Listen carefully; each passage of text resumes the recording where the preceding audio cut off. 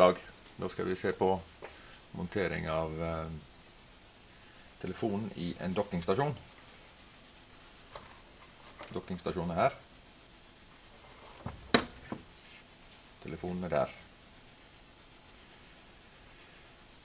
Det første vi må gjøre er å åpne dekslene, sånn at de ulike kontaktene får kontakt med disse her, nederst på telefonen, og antenneforbindelsen øverst.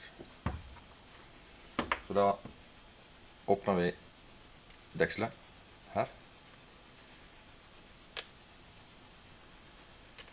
Vipper det bakover.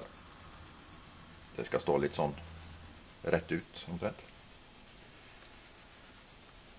Så tar vi antennedekselet og snur det 90 grader sånn.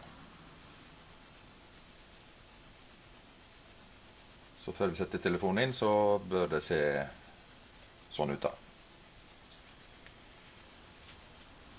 Og da er vi klare til å sette den ned i.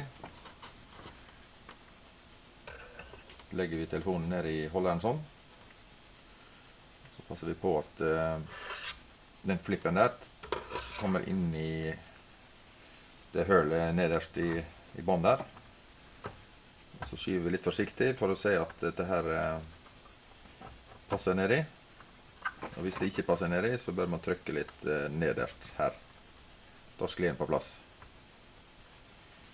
Når den er på plass nederst, så kan vi skyve den ned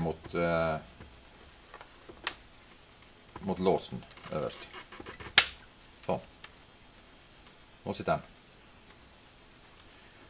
Og da er det bare å koble til strøm og antenne.